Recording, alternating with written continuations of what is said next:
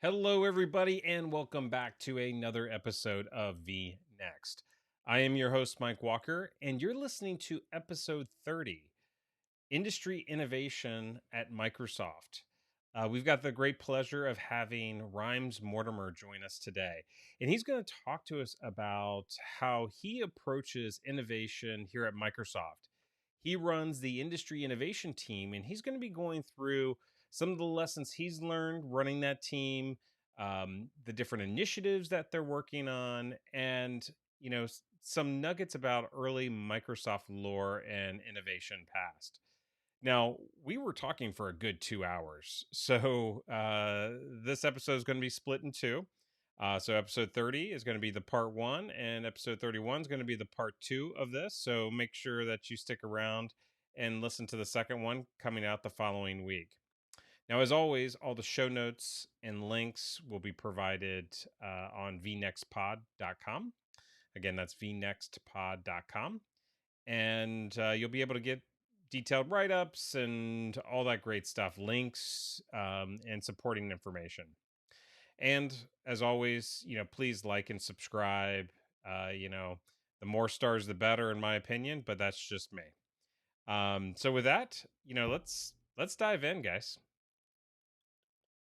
We've had a long history together. I work for you now. It's a great experience. We're doing great things in the innovation space, but I would probably do it a disservice if I try to explain who you are in your role. So maybe if you could, for our audience, tell us a little bit about you. Yeah, Matt, sure. I mean, how long do we have? It's exciting that we got a chance to talk together today. I grew up in Toronto. I'm Canadian. I was into thinking about new things and new ways, and it sort of led me into architecture as a part of my education and early work in my career was designing buildings, and so for me it was. I've always been interested in what's coming, like how to imagine what could be there, and then coordinating all the different stakeholders. You would think of construction guys to go, create the thing that you imagine. And so that kind of background's helped me a lot in the area that I focus on, which is all about innovation. Innovation now, instead of using physical bricks and mortar. Innovation around how do we transform experiences using software, cloud services, and other technologies. So Rimes, my role is to lead that team. I want to pause here for a second because you said something really interesting. You said you were in and educated in architecture. Now, a lot of people that are listening may be in the technology world, and they've got a very different notion of what architecture is. So, what you mean is, the actual Buildings. Profession of architecture. Yes. And so, yeah, exactly. What was that transformation like, going from traditional architecture to IT architecture?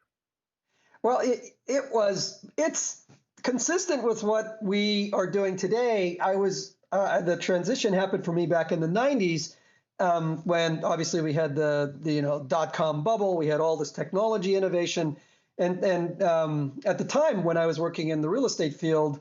It turned out I started at IBM, becoming their chief architect in Canada. And of course, all my architecture friends were calling me and saying, how do I make my home smart? How do I make my building smart? This is 1995 type of time frame. And of course, the time it was just about, put some Cat 5 in your house or put some RG6 cabling. Right. But we've come a long way since then. And it just, the interest from my field in making our spaces more intelligent really excited me. And so I actually went into a new career, even at IBM, around intelligent buildings. And I worked for Bell Canada, and we were doing smart communities and Connected Ottawa. And it was a lot of fun. But Connected Ottawa, interestingly enough, Mike, was about the 1 megabyte modem. The brand new 1 megabyte modem from Nortel. Blazing speeds. You can imagine like how far we've come since then. But I think that you're right. It's been about a learning in architecture, buildings, design, spaces, and now we're so much further ahead with capabilities around cloud computing, ubiquitous IoT devices. Now we can really do some exciting things around smart buildings. And so you had mentioned that you run industry innovation for Yeah. Microsoft. Tell me a little bit more about, what is that all about? Because industry innovation, those are big words. Those are broad words that mean a lot of different things to a lot of different people. Maybe help us understand, what are you doing? Well, one of the things that we like to focus on in the team is really looking quite far ahead in the future in terms of what are some of the macro trends that we're starting to get a glimpse of that as a company we should go focus on. And obviously, there's a big shift to industry. From an innovation for me is about looking at what we typically call Horizon 3 opportunities, which might be 2 or 3 years out. Obviously, because we do this inside Microsoft, we have to be in lockstep with what our product groups are seeing as the potential evolution of their products. And so what we do is we tend to work very closely with our product groups about what are they innovating around that might take 18 months to 2 years. And then what we bring is what's the customer, what's the partner component to helping us go land some new experiences, some new scenarios, using some of the new technologies from our product groups. And I'm really excited about the learning that comes from that can shape the direction of our products, that can influence the way the customer thinks about the future of their business. And so that's what our team does. And we do it in a number of different areas, not just in buildings, in logistics, in blockchain, hyper personalized experiences, journey management. We're kind of all over, we're kind of exploring a lot of different areas, and the team has been built up of expertise, a deep expertise in product development, in experiences. We really do function like a startup, but work very closely with other organizations within Microsoft about what's the art of the possible 2 years away. Yeah, and what I really love about this team is the multifaceted nature of it. So you had mentioned on one side, it's really helping refine the company's strategy with our products and services. Yeah, Another side is, having the opportunities to go and engage with customers at a strategic level and help them transform their businesses. But totally. also, we're doing phenomenal things around all the thought leadership that we're putting in the marketplace. I mean, how many executive briefings did we do this year?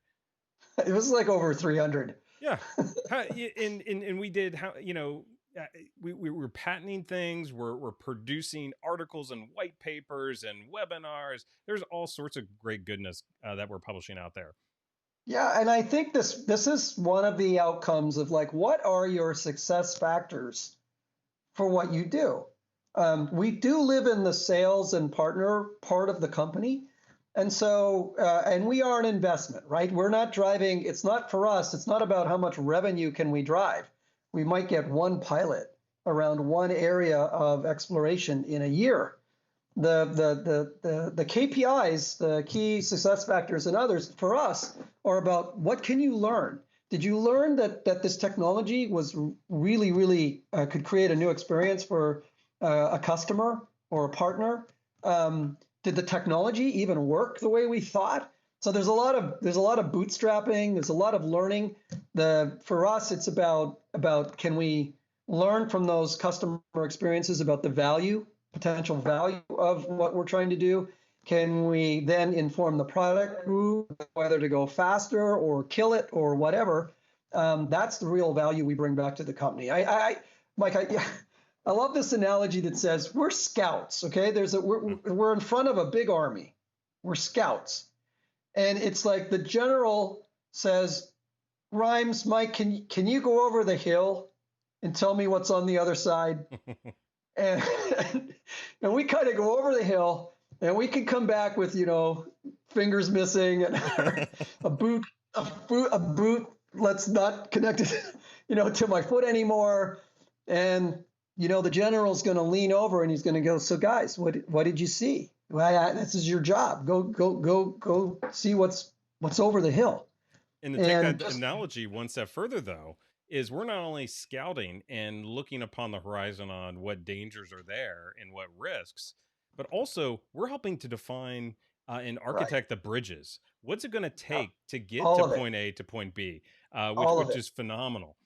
Yeah, I love that. I love that. It's like it's not even you need to to your point, you need to send the engineering, it's like the engineering guys because you don't have a chance until you build a bridge over Right. that river to get to the other side.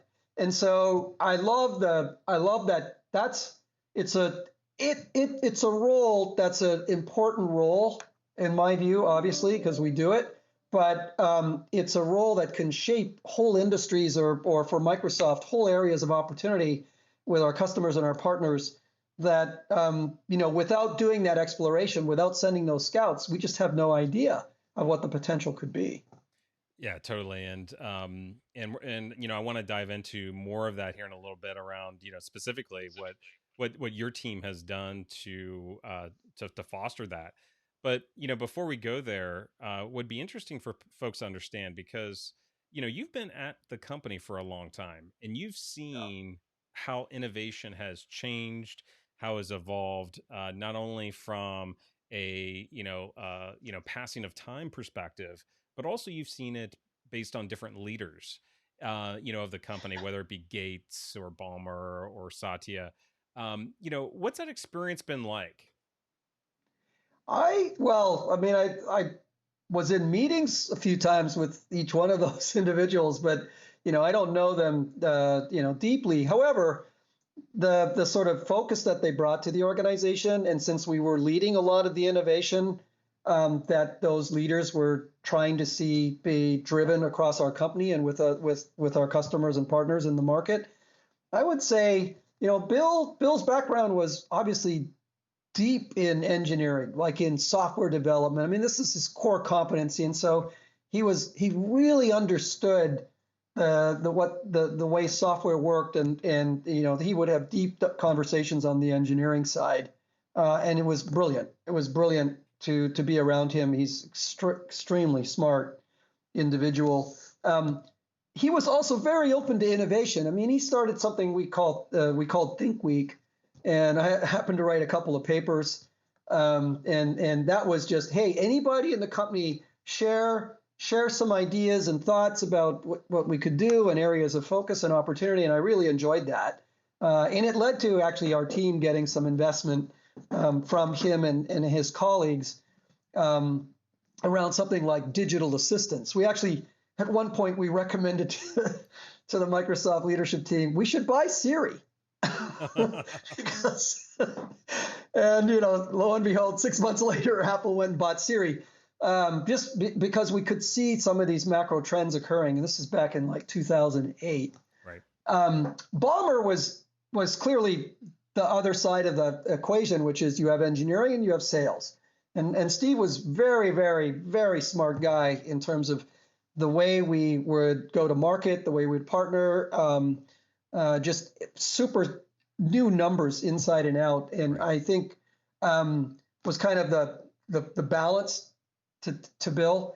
And of course, Satya is more on the engineering side, and I think he's brought back a lot of the engineering chops and really having the deep skills to understand areas of innovation in Microsoft research and in what the product groups are doing, and he's kind of a nice balance of the two of them. That's the way I view it, and really excited to have that sort of equilibrium now, and him building an organization that really sees very much focused on the market and working deeply with customers and partners, but also really understanding and having come from the engineering side, what we need to be able to do to transform both those areas in the Right. company, engineering and sales.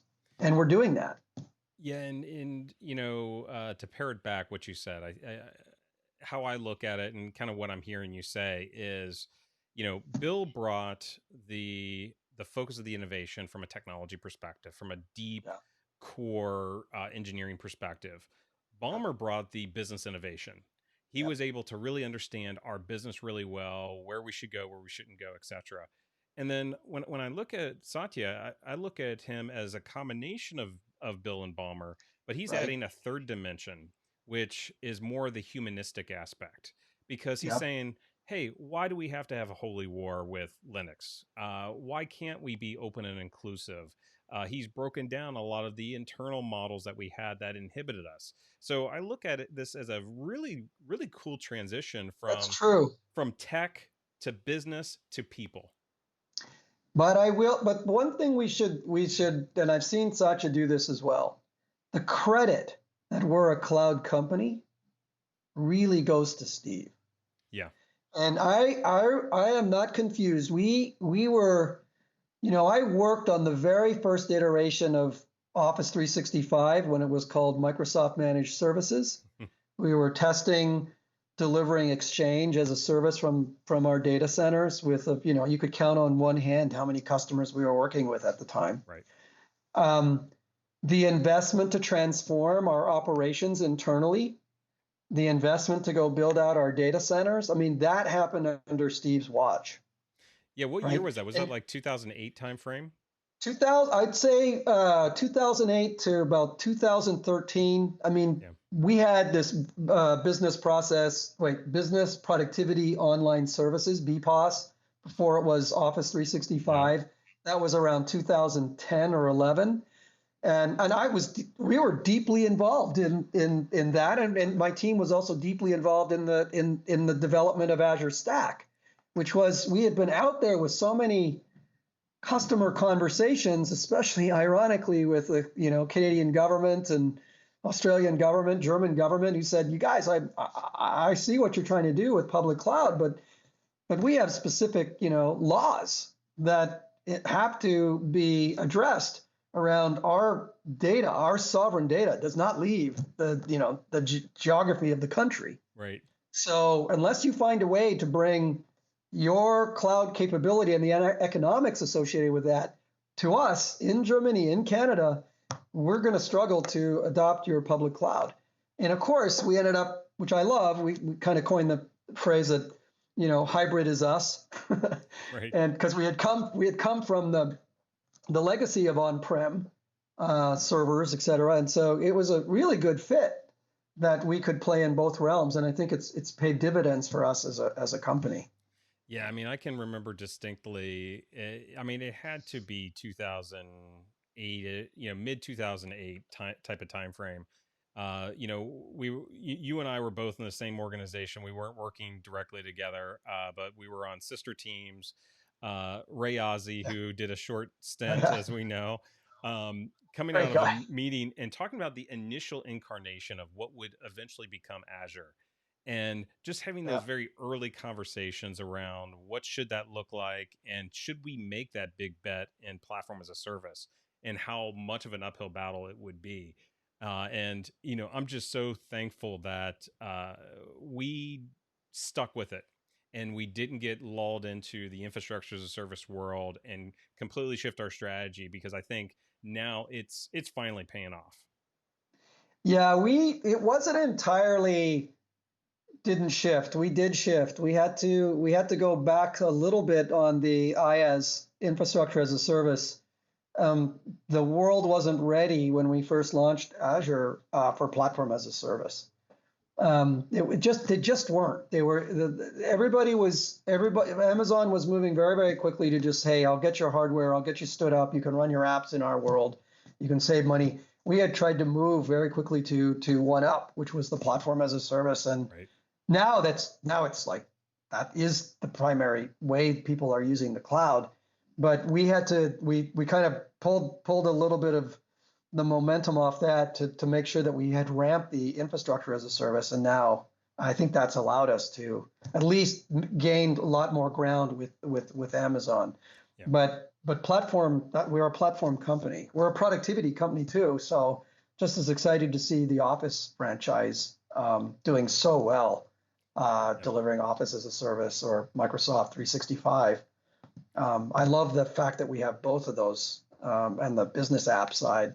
We have all of these amazing assets to bring to our customers. Yeah, I think the beautiful thing that we did was, we pumped the brakes a little bit. But yeah, I think the macro point is we stayed true to the ultimate Oh vision, yeah. and Yep. we said, look, and I think you and I both understand this as from a business and a technical perspective.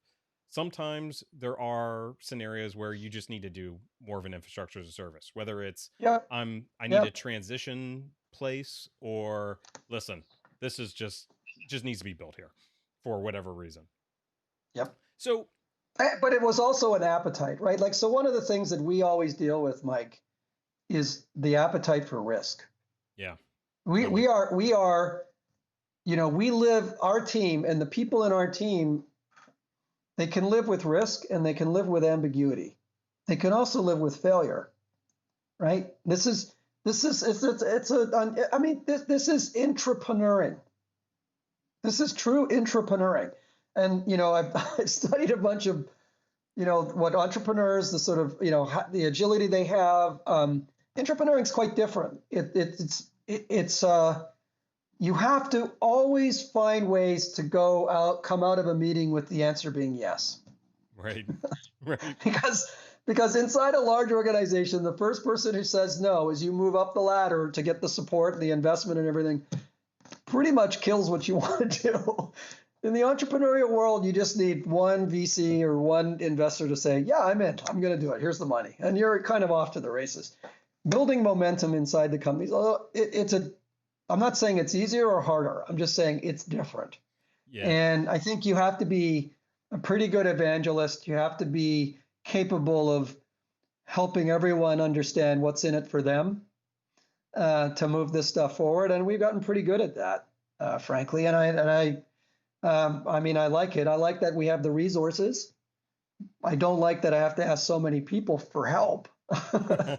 but but I do. But when you have it, you feel really good. Yeah. And you feel really good when a senior executive says, "So what do they think about it?" Oh, they're on board. Well, what do they think about it? Well, they like it too. Really? Yeah. We have like it truly is. You have to build the coalition. I think it's a different model. And it makes, frankly, innovation pretty hard, right? Because a lot of the stuff we do, it's easy when the business gets under pressure to just go, we need you guys to stop for a minute. You need to go help with sales. And I think this is the dilemma, right, that a lot of companies run into, which is when there's pressure on the business, you sort of forgo the Horizon 3 and Horizon 2 stuff. Right. But we've been lucky at Microsoft to stick with it, frankly, and those pivots have really helped us. Like, it was easy, it was hard. Let me put it this way: when the pressure came on the exploration around Office as a service, because we were losing momentum for on-prem deployment, like Exchange server deployment. You could imagine that Steve would have said, "You guys need to repivot. We can't. We got to go get those additional sales on it," but he didn't. Right. Because he made the long-term strategic bet that this is a game-changing investment, and you just think you think you think him and everyone else who stuck with it, right? Right. And we're a different company for it. So far we've talked about some concepts and constructs around innovation. We've talked about the three horizon model as an example. So before we go too far into it, what I'd like to do is I kind of like to get a level set. So when we say innovation, what does that mean to you, Rhymes? And maybe with that, since we already brought up the three horizon model, maybe for folks that don't understand what three horizons are, maybe go into that after you talk about what innovation means to you. Yeah, sure. So the first thing is the innovation. Anybody can innovate. Like, you can be in the core area of the business and you can make some improvement. That's innovation. Like, I don't want to. It's not like our team has a special remit per se around innovation. Like, we are good at creating new ideas, seeing patterns, connecting dots.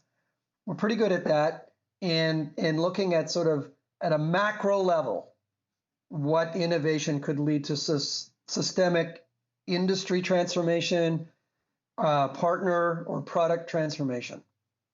But everybody can innovate. The area that we focus on is some truly, and that's why we're called sort of industry innovation, is what are those macro trends?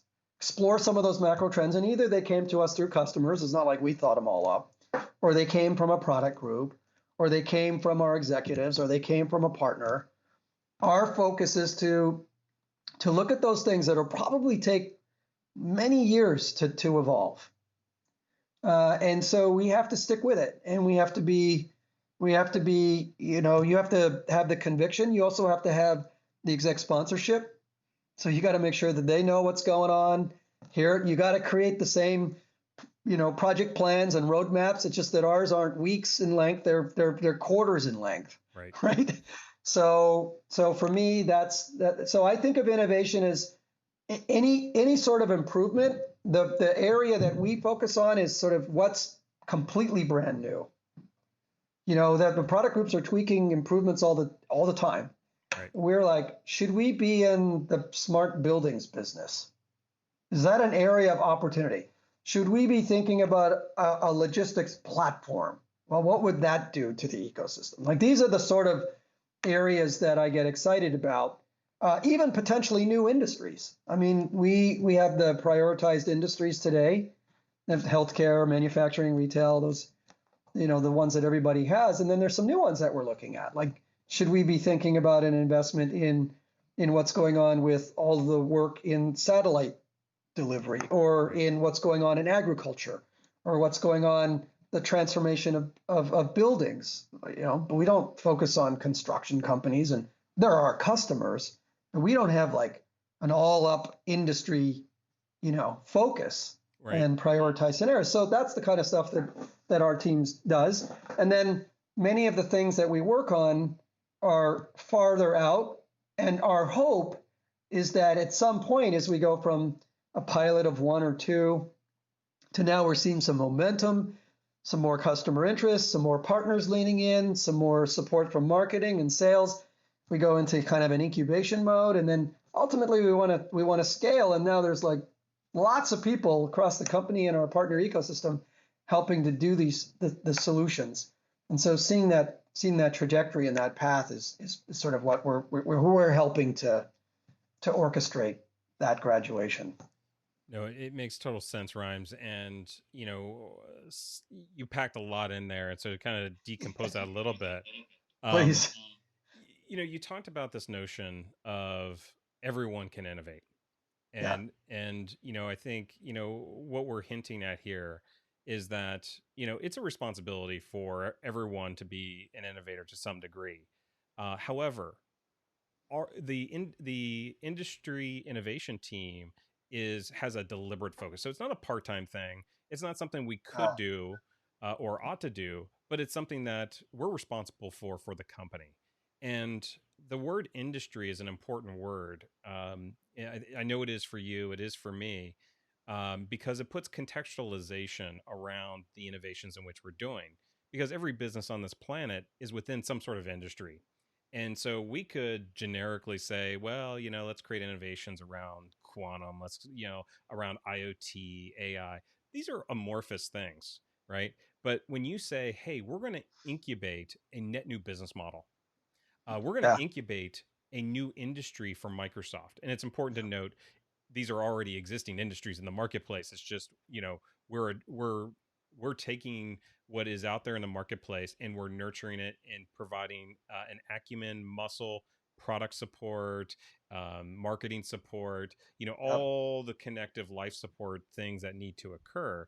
But the Yep. innovations in which this team is providing is not only broad, big picture, crazy ideas, where's the market going, but it's grounding the innovation and making it practical.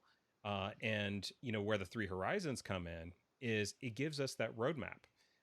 Because three horizons, all it is a mental model. It says there are things you're going to do short term. There's things that you're going to do in a moderate time frame, and then there's going to be things much further out. How you define the years and all that, that's up to you and your organization. We have a specific model for us, but really that's all it is. It's about, hey, how do I get from here to all the way over here? And it's a journey. It's not the destination, but the journey that gets us there. And that's again going back to that analogy of, we're soldiers hitting that hill and figuring out, where the other soldiers are on the other side. Is we can't just say, hey, we got to go defeat those soldiers. We got to say, Yeah. well, we got to have a series of strategies and tactics to be able to get there. And here we heard the things that we need to do. And so what I love about what you said was this team not only thinks broadly about innovation, it applies it to real problems in the marketplace, and we're actually going hand in glove with the customer and incubating initiatives. We're working with our engineering groups to Yeah. make sure that we've got back end support for that. So, Yeah. did I Yeah, get I that think right? that's, yeah, I would say, yeah, of course, Mike. I mean, I think the we operate a little differently, I think, than almost any other team in Microsoft, right? And part of that is we're made up of investments from multiple teams Right. within the company. And that's pretty unique. Every team has their own budget. Every area, whether it's sales or focused on helping our partners or it's developing a new product, we're really trying to forge the North Star opportunity. And the way to do that is to make sure that you have enough compatriots within the company who want to do that with you. And then how do we pool the capabilities across the product group, across our partner team, across what we're doing in the industry team to make that happen? Yeah. So I really think this is a kind of a unique model, and an important model to do true systemic in industry transformational stuff. Is if it's just isolated to one group and they're not connected to these other groups, like if we go create something new, it can't just be thrown over the fence to the sales team or to the partner guys. They just they have to be brought into the journey early on, so it's not a surprise. We see that a lot, right? It's like, oh, we just built Zune. Okay, everybody go sell it. And it was like, well, how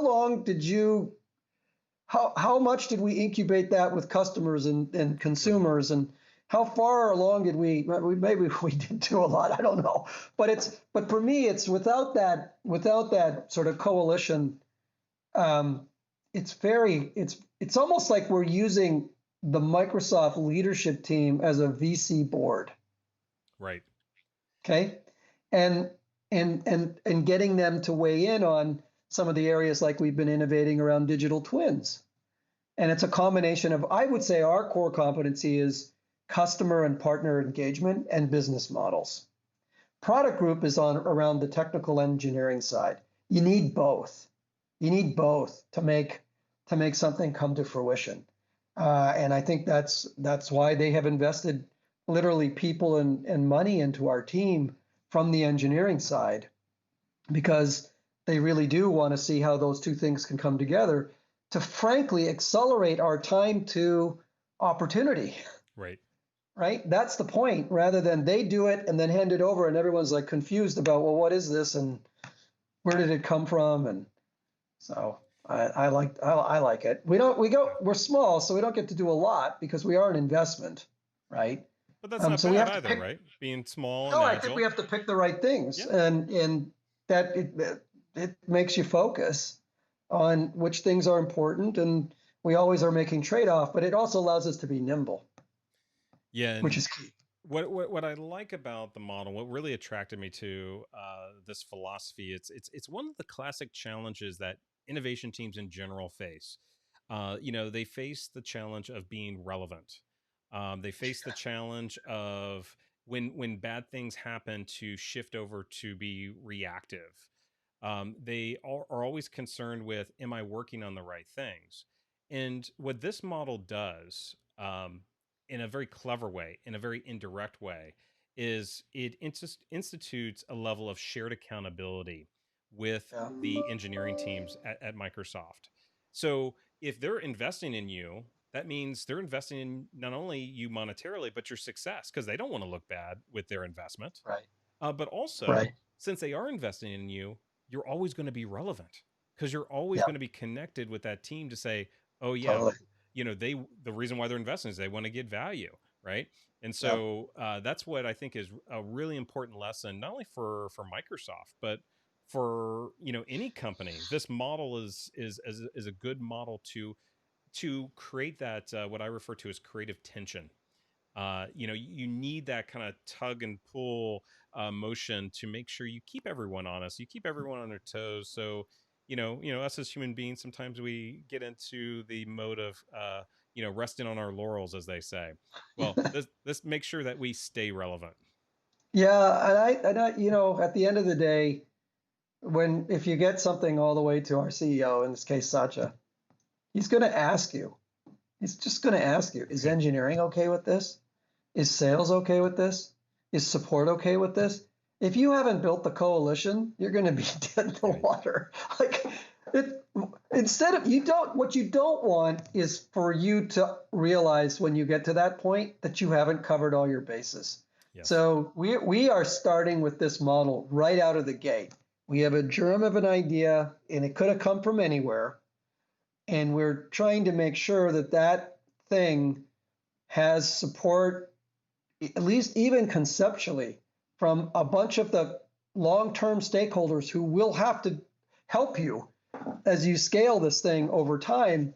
Know that this is a good thing to go explore, and if you're really lucky, they'll co-invest in that Mm-hmm. because that speaks volumes than Mike just going, yeah, Rimes, that's really interesting. Yeah, good luck with that. Right. Right. Versus, Mike's like, here's $10. I want to help. Yep. And of course, that gives you credibility with your own management who says, am I taking all the risks for this? Like on behalf of the whole company? Right. Right? You go, no, it's okay. It's okay. These And other guys are also leaning in with you. in the And I lesson think here, that's though. always the challenge in a big org, right?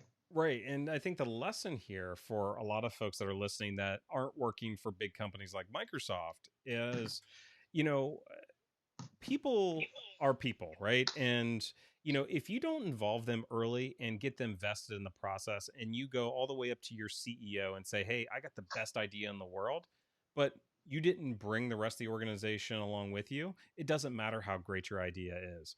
There is going to be a level of angst in the organization when you go back to them and they say, well, why did you go this far without at least advising me, consulting me, Yeah. etc. So what Yeah. this does is you get essentially a partner in crime. They are your champion and sponsor as you're going through the process. And the most Totally. important thing is, and this is what I stress to leaders all the time, is there's always this divide between these hypothetical abstract terms, IT and the business. You know, um, this notion, the business. I've never met this person called the business. I've been trying to find this person, can't find them. But Yeah. what this does is get them involved early, often, and be intertwined in with the decision makers, and Yeah. with the model that you set up. That's essentially what you're doing. We are doing that. And I also think you bring up a good point, the business. In a technology company like ours, we sometimes forget, what's the value of the thing you're trying to go do? Like what do you even what's the thesis of the value? Right. Right? We go, oh, I got this really cool tech. Okay, so what's the experience that gets better because we apply it? And then you go, well, how many people do you think would care about that experience? Like one of the things I think, Mike, we're pretty good at is like putting the business value, pressure test on a Sometimes we're a lot little of our too good stuff. at it. We're well, but honestly, if you can't defend that, Yeah. forget it. Like if it's not, and we always in my view, if it's not saving time, saving money, or creating revenue, if it does all three, phenomenal. If it's doing one or two, if it's not doing something in those three areas, it's probably not that interesting, Yeah. right? You got to at least have two of the three. If not, you're in the land of Yeah. irrelevant. The more the merrier.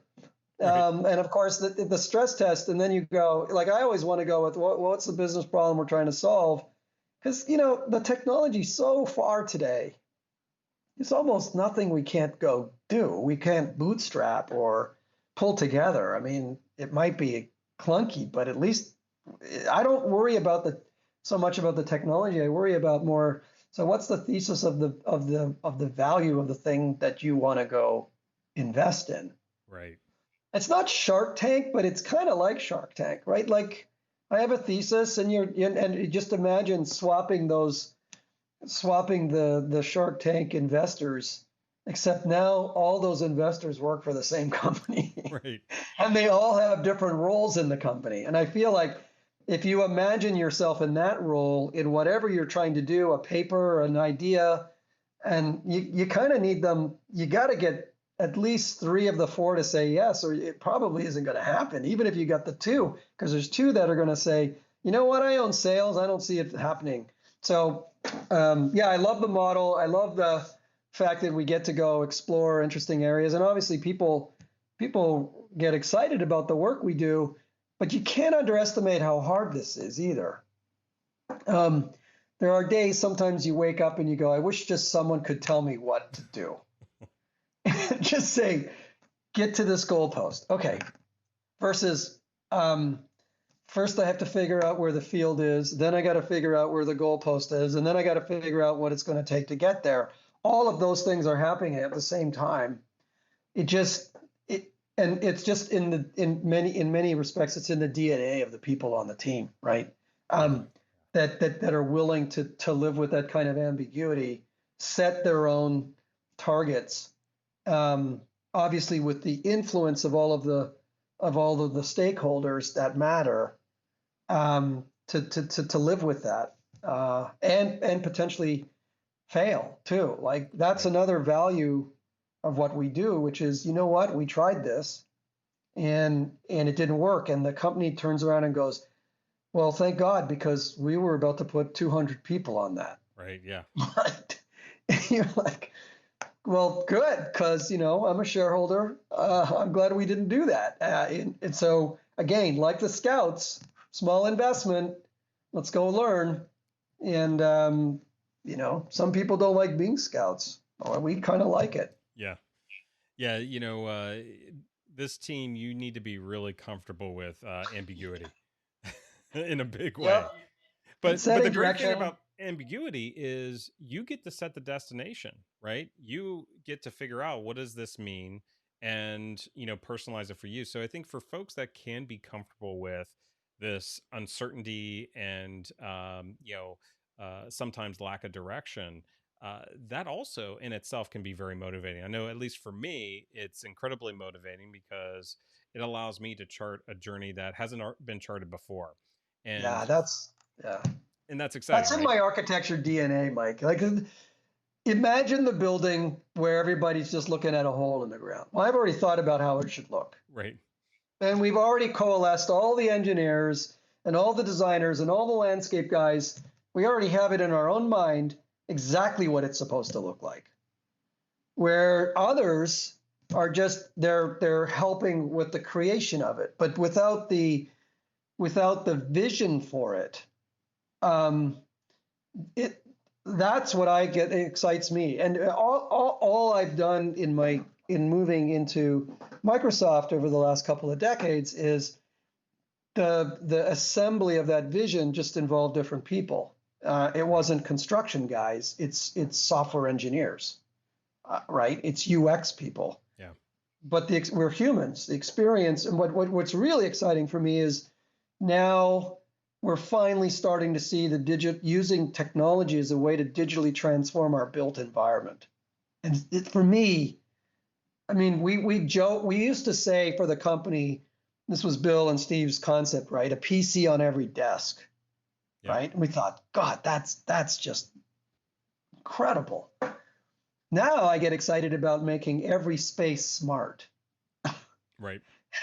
And when you think about conceptually just how big and broad that is, multiple microprocessors, a camera, a thermostat, a watch, some all of those things starting to work in unison to help us describe help us better adapt or learn from our environment, use our environment, get signals from that environment. Oh my, that's when we get into the whole digital twin stuff. And for me, I mean, it changes the way we think about the our world and the way we interact in it. So it's a big area Yeah, for sure. it's a lot. I mean, a real life story. I got a call. This has maybe been a year and a half, 2 years ago, but I got a call from my internet service provider, Yeah. and they're like, "Mike, you're using way too many IP addresses." I'm like, "Well, what do you mean?"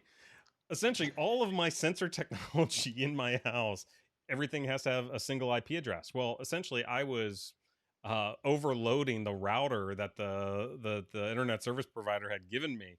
So they actually had to come to my house and give me a business version of a router instead of the consumer one. They had to give me the business one. I was like, look, I'm just trying to automate my lights here and my doors. And yes, I get a little out of control when it comes to the home automation, but you know, so you can imagine if that's just one house, you times that by all the houses, the vehicles, the public spaces, your yard, and everything else. I Well, mean, and it's enormous. now it is. And now it's really fascinating. I had a lot of my peers that graduated from architecture school go into completely different fields like stage design, automotive design. Some of them even went to work for Pixar Hmm. because what's happening is you're trained to imagine a world either that gets created in the physical world, but even more interestingly, can be create the digital world. Look, I mean the folks working on interactive games and things like that, or even us now trying to imagine what we're doing is what's our virtual experience together? Because Mike Right. and I are in the same room. How do we transform that experience with each other? Can we go as far as holographic representations of us? If we did that and we could see each other that way, does it change the communication style or the dynamics? Because now I actually see body language. Then I'd have to ask myself, is that really his body language, or is he just simulating that he's not interested? So Rhymes, what I'm doing is I'm going to use some generative adversarial network AI technology, and I'm gonna create a hologram that not only is mimicking my behavior and providing some good nonverbal cues based on the latest psychology of how I should react to each scenario, but also I'm gonna have my best haircut and my best outfit. I'm not gonna be wearing shorts and all this stuff, but it's gonna be slick. Oh, and it's yeah. That's first of all, that was pretty funny, but I would say that's also the risk too, right? Right. Because we know that we can in a virtual world we can simulate not being who we are, and that can create all sorts of spoofing, and we know that's what's going on. So Yeah. so another big area that we always have as an underlying theme or capability is just what's the security of it? What's the PII associated with this? These are just so fundamentally baked into whatever we're doing in the innovation realm And even bigger than that across Microsoft. is the ethics, right? Is yes, we Totally could do that, but should we do it? correct. And it's interesting. We are doing some work around the post COVID-19. I've been asked to look at contact tracing, thermal scanning, um, social distancing. Can we use cameras? Do I know it's Mike, or do I just see two people? Do I have to do? Do I have to figure out with human resources if Mike got sick, who he was in contact? Like, there's so much of this ethics and PII, personally identifiable information that are going to play a huge role in what you might be an amazing idea, but it's going to get just stopped dead in its tracks if you go, well, but I need Mike to tell us, where he is. Right. And we've been here. I've been working on this long enough that one of the partners I had, we were working deeply with in the past was Vodafone, and I'll never forget. We were working with them on .NET, and we were doing some really interesting stuff around commerce, and I remember the first time they said, Rhymes, we have the ability to know exactly where you are based on location-based service on the phone, and they were terrified. They were terrified. This was like 2003, right? Yeah. And we actually did a scenario for Bill G on stage about the fact that they could figure out where I was and they could send help because my car was broken. And we kind of wanted to show up, but we were scared. Right. And now, of course, I mean, it doesn't. Any random app that comes onto my phone says, "Can we know where you are? Can we see your contacts?" And we're a different generation, Mike, than my kids, but it's like it's almost automatic now, and we can only imagine, what the transformation's like for the next generation, who are growing up digitally, and sometimes that's one of the reasons why I have to have when we build that coalition, why we have to have. It's not just me and Mike, a couple of old fogies that are trying to imagine it. We've got to bring in diversity of thinking and diversity of talent who will say, you shouldn't worry about that, Rhymes. It's like that's normal for me and my peers, at 20 something. Right. And many of the people we have to convince, frankly, around some of the innovation areas are older generation. And without that diversity coming to the table, it's really hard to be convincing when, a couple of middle-aged people are trying to have a conversation about something that could dramatically impact the next generation. Yeah, totally. And, I find myself having this conversation quite a bit, which is, we're in this very awkward transition period right now when it comes to technology. Yep. I wonder if it's maybe my kids later in life or my grandkids that will say to me, Dad or Grandpa, did you actually drive a car? That's Yes. so weird. Like in the 1920s when they asked their parents, "Oh, you rode a horse?" Even my wife and I'll have this conversation about, we were at Disney World and we saw a bank of payphones, and we're like, just a wave of nostalgia goes over us. And we're like, "Oh my gosh, do you remember when we didn't have a phone in our pocket and we had beepers and we actually had to coordinate with people?" And so even with this next generation, I think Ugh. that they don't right now, that since they're in this transition period, I don't know if they really understand the implications of the data privacy, because what we're seeing now is a lot of the younger folks on the earlier spectrum, like the high schoolers and college folks, they're saying, I don't want to do Facebook anymore. It's creepy. Yep. I don't want to do it anymore. And so I Yep. think it's this tugging. And what's cool about our job is, like you said, we're all about diversity of ideas and bringing all that together and building something that's meaningful for the marketplace. And a lot of this is unknown, and that's what makes this job really exciting, right? Is we are going and figuring it out. And we're working with partners, or we're testing it with customers. I mean, it's interesting that about this generational thing. You know who needs a car that drives itself? My mom. Right. Like, and we often, it's not my kid. My mom's like, she's pretty old, and she's like, I have a Tesla, and I went all in on the FSD and auto everything, even though it was 2 years ago, just with the belief that, I want that. I'm ready to live with the ambiguity and the risk because I just believe we're going to get there. Yeah. Um, and so, but of course, it's my mom who says, why aren't you giving that to me? I can't drive anymore. Right. So, we think it's all about what they're going to use, but sometimes it's the stuff that we're going to use, or even our parents could use, and it transforms their lives, Yeah, and what's right? nice about this is, so I went in a little deeper on this in a previous life when I was at Gartner. I was working with big auto companies, and we did the analysis, and we worked with the Department of Transportation. We found that the average person only uses their vehicle 4 to 6% of the time. Yeah, So you can imagine spending all this money on this capital asset and you're only utilizing it 4 to 6%. And most of it's on the 4% side. Because most of the time you're either at work, it's in your home garage, or it's in a parking lot somewhere. So now Yep. with autonomous, which is really cool, is now you can get that car working for you. So now if your mom needs a lift somewhere, upgrade that firmware on that Tesla and have it come and pick her up while you're in the office. And, it shuttles her around to where she needs to go. And I think that's the really exciting part is, what that technology is doing is it's opening up new engagement patterns that in today's world where you actually have to have a driver, it's problematic. And she would actually need to own that asset. In this new world, she doesn't need to own it.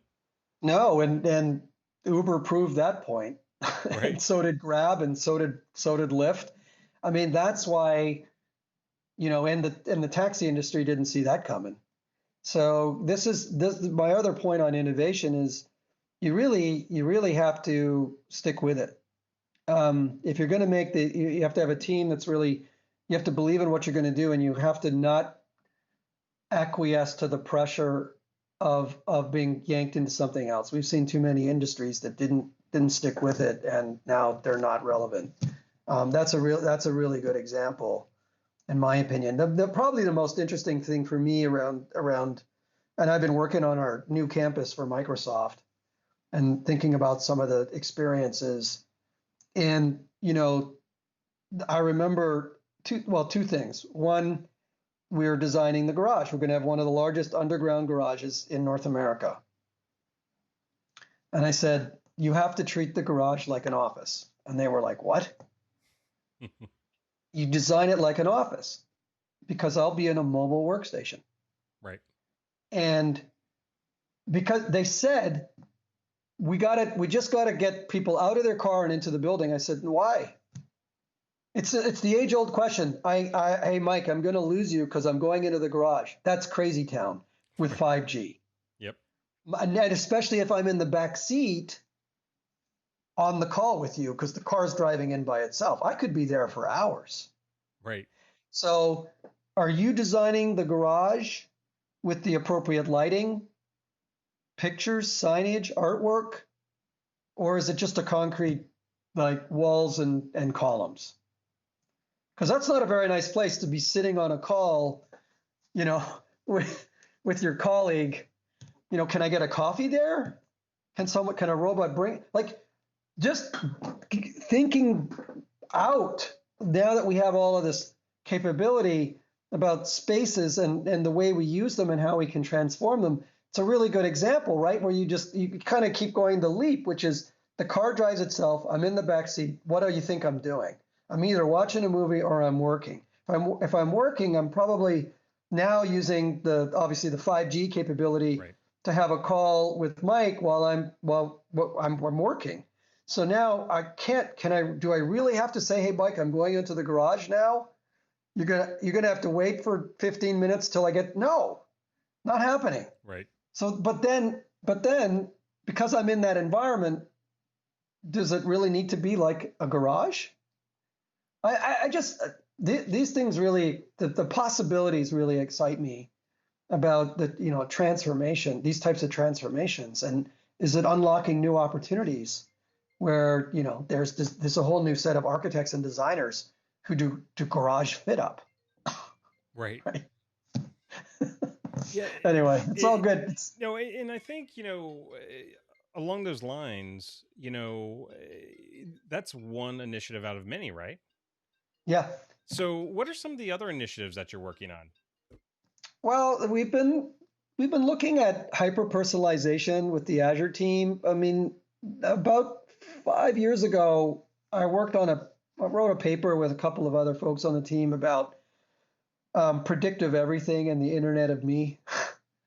And everybody wants predictability and how can I use all the signals? And everything's being hyper personalized, right? Like it doesn't matter where I go.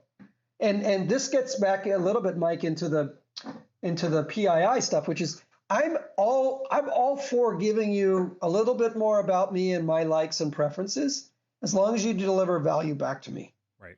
Right.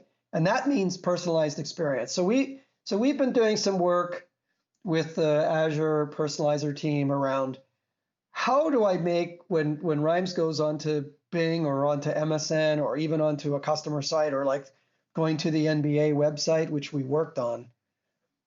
how do I make that experience relevant to him? Because I'm bringing up the players that Rhymes is interested in, the games that he cares about, the video clip of what one of his favorite players might have been doing on the golf course. Like that, that's a world. It's no longer about just sort of broad advertising. It's make the experience incredibly personal. Right.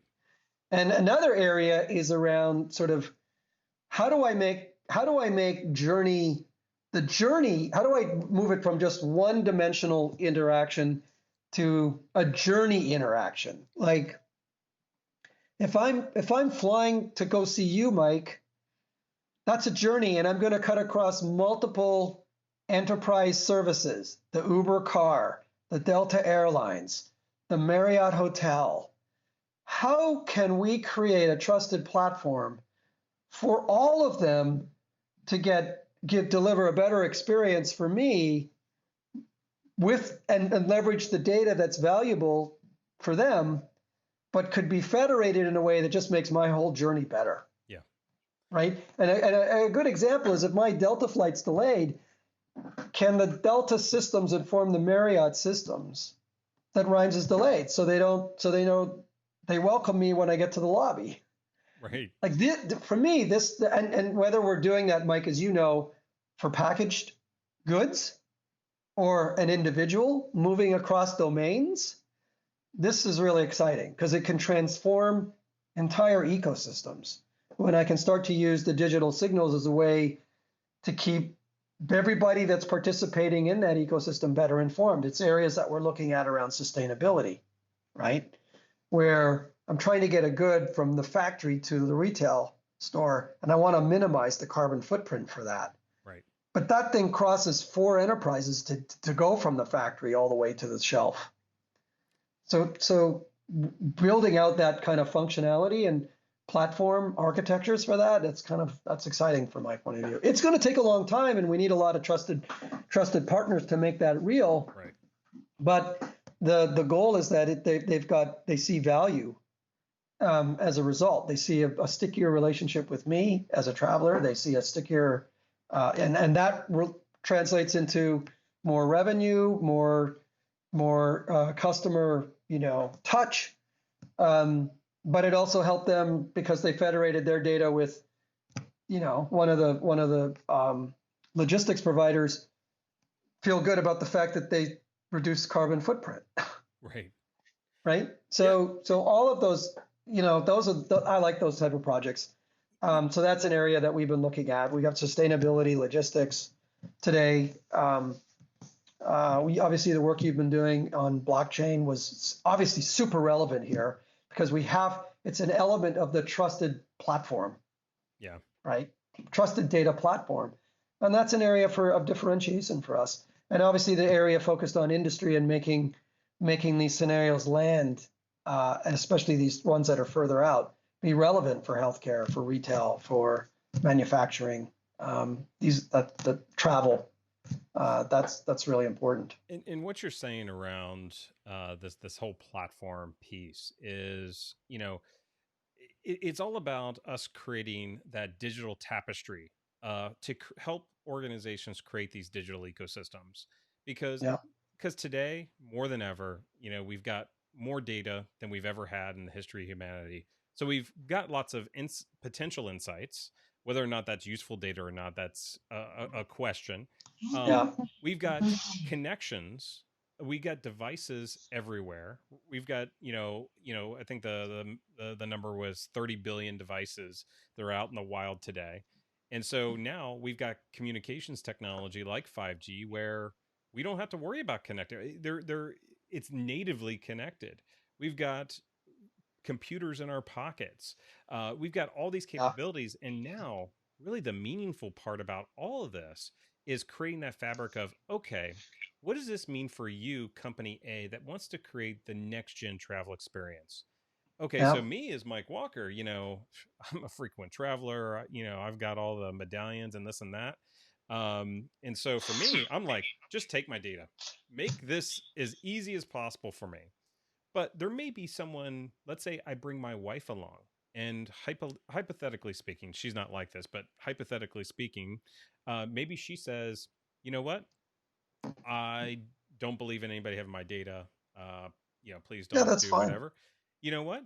You can calibrate that based on the value in which Totally. you want to expect. Totally. Now, let's say Yes. I bring my grandmother with me, and she's got a life alert button on her necklace. Well, Yeah. she's like, "Yeah, I want you to have my data, but I want specific types of data. I want you to tap into my Apple Yeah. Watch to know if I've fallen over. I want you to tap into my GPS coordinates and get an ambulance to me right now." And so I think, the hard part about this is we got the technology. That's not the issue. It's how do we wield these very powerful tools in the context of what each one of us defines as valuable, and value will be different based on our context. Hmm. In our Hmm. living room, in our office, in our car, in a public space, and that's where we're in some really fascinating, interesting territory. I totally agree. And it's why I use Lego as an analogy for everything.